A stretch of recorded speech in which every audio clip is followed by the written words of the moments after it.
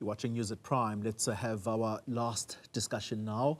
And we're turning our attention to whether a coalition can do much to fight the high levels of corruption in government. This after the ANC lost its majority in Wednesday's vote, forcing it to look for partners, or should we say other political parties, in order to form a national government. Today, we saw Zizi Kodwa resigning as Minister of Sports, Arts and Culture. This is hours after appearing in court on state capture-related corruption. Let's discuss this now with Outa's Wayne Duvenage. Mr. Duvenage, good evening to you, and thank you very much for your time. Firstly, let's get your understanding of what we are seeing, particularly from the side of the NPA. Is it good progress we are seeing, although there are no convictions just yet, but people being taken to court to answer to the alleged misdemeanors that they have gotten themselves into? Is that a positive? Absolutely. Long and overdue, coming out of Zondo Commission's recommendations, but even long prior to that, so much of this case, the issues surrounding Zizi Kodwa, were at the disposal of the ANC. Their ethics committees, they could have taken action a long time ago. So what worries us is that people sit in positions of power for far too long because the political wheels of internal ethics and justice is not taking place. And it takes the NPA to have to get to this stage, which we also worry it took a long time and it's taking too long for many other matters, but we must welcome this. It then eventually triggers what should have happened some time ago. So we're very happy. What about the confidence in the Investigate Directorate, which is now a permanent arm of the National Prosecuting Authority? Does this fill you with confidence that they are going somewhere, particularly related to state capture cases? Because there has been this complaint for a long time that we're just not seeing these high-profile individuals being dragged to the courts. Yes, it does. It does send a message of confidence out there because, you know, this is a minister that has been arrested and dealt with. So it does show. We don't think there's a coincidence. So it's just a coincidence in the timing. It's not as a result of the elections and the changes that are happening. But there are many others. And we hope that the Investigating Directorate and the NPA are far down the line with a number of others that have come through in the Zondo report. And not only in the Zondo Commission, you know, they didn't get to everything. We've laid a number of cases in what you call a Section 27 referral to the NPA on matters involving David Mabuza and other ministers as well. So we look forward to seeing more of the same. And talking about, if we focus the attention on EOH, there's an interim CEO there, I think, because I read this some time ago. It was in the Sunday Times, where he was complaining bitterly about the time it is taking our law enforcement authorities, our prosecutorial authorities to get to grips and actually start making arrests, because he had a long list, and he says, we have given this to the authorities as to why they have not started chasing after these people. Only the prosecuting authority can tell us that. Do you think that there is more to come out of the woodwork, specifically around EOH? Yes, I think that's a good question. You know, Stephen van Coller, who took over, cleaned up, and he did a good job. And unlike many companies that just allow these directors to go, they went all the way. They laid charges, and they were getting frustrated with the lack of action.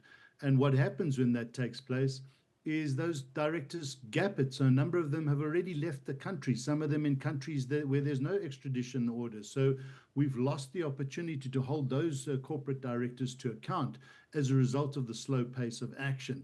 So, you know, the EOH of today is not the EOH of yesterday. It has set an exemplary example of how to deal with corruption and clean up house. And sadly, the slow pace of the criminal justice system has allowed people to escape the net.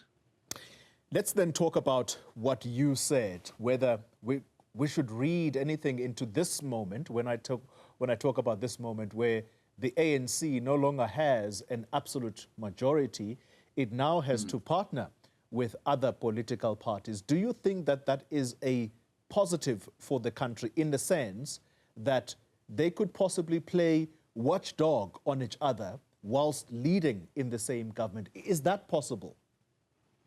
Yes, it is possible, but only with the right partners. And let me be blunt and straightforward about this. If you're going to partner with parties that are known to be involved in nefarious activities and conduct, then you're going to have more of the same. In fact, it might even get worse as the political parties divvy up the purse strings that can be siphoned, and it will be problematic.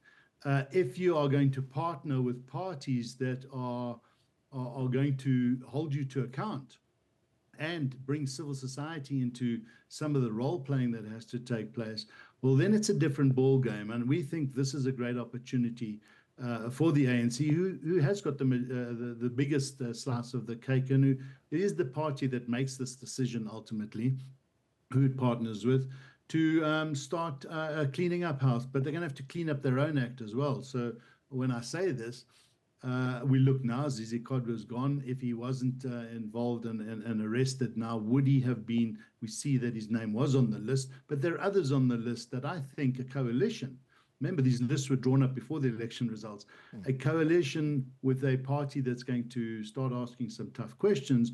I don't think we'll see people like Gwede Mantashe heading up minerals and energy. I don't think we will see people like Bladen Zamande being given the role, because these are underperforming ministries under their watch for a long time.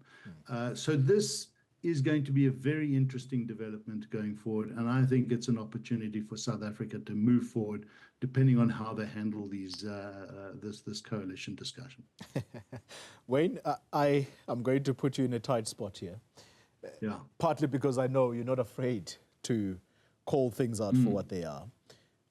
Who is likely to make a good coalition government for this country in order that we deal decisively with the ills such as corruption? Yes. So if you look at the options, there's two options here. You can either go, the ANC can either go with the EFF. This is obviously to get the balance of power in the two provinces as well. And nationally, you'd go with the EFF and the PA. That would be what we call the low road, or you can go with the DA and the IFP, which we call the high road option. And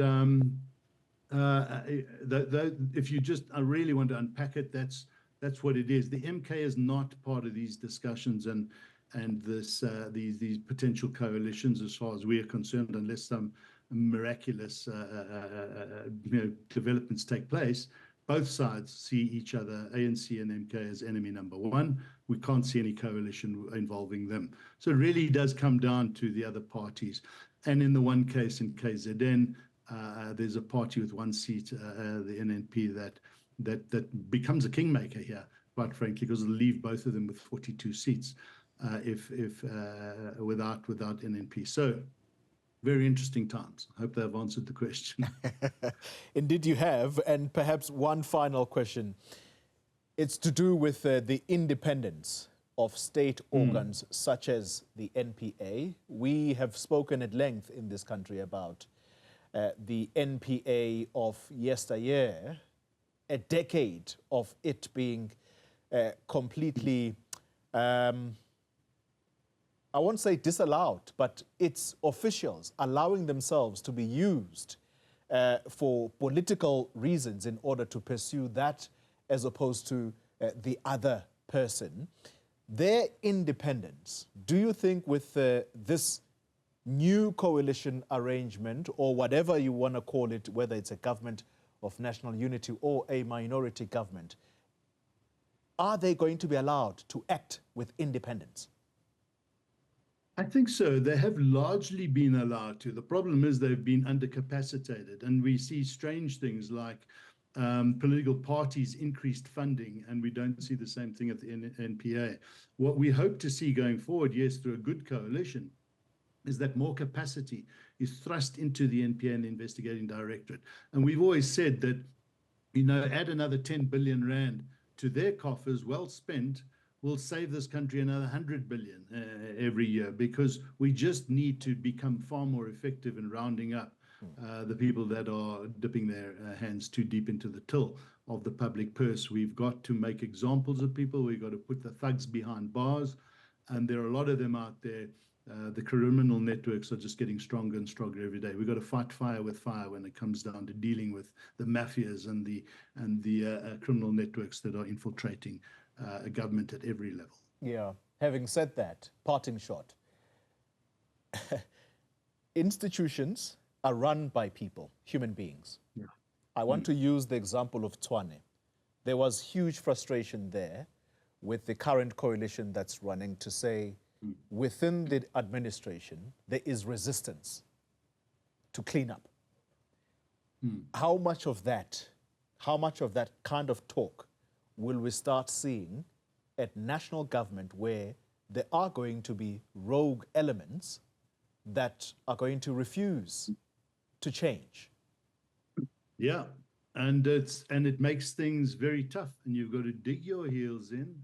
You've got to sit with the discomfort that comes with the standoffs, and stand your ground to fix and clean up these institutions.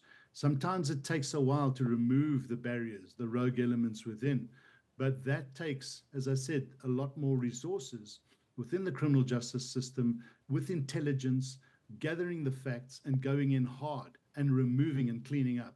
And that is what we want to see as the public and civil society. And if it means some discomfort in service delivery, but we're moving in the right direction, then so be it. But we just cannot allow the status quo to continue with this empire building and the plundering of the purse. I could go on all day about the procurement process that are being manipulated every single day, even to this day. Millions and millions of rands in contracts are being dished out to companies where they shouldn't be, because of clear procurement irregularities for corrupt purposes. Wayne Duvenage, CEO of the organization Undoing Tax Abuse, thank you very much for your time and contribution.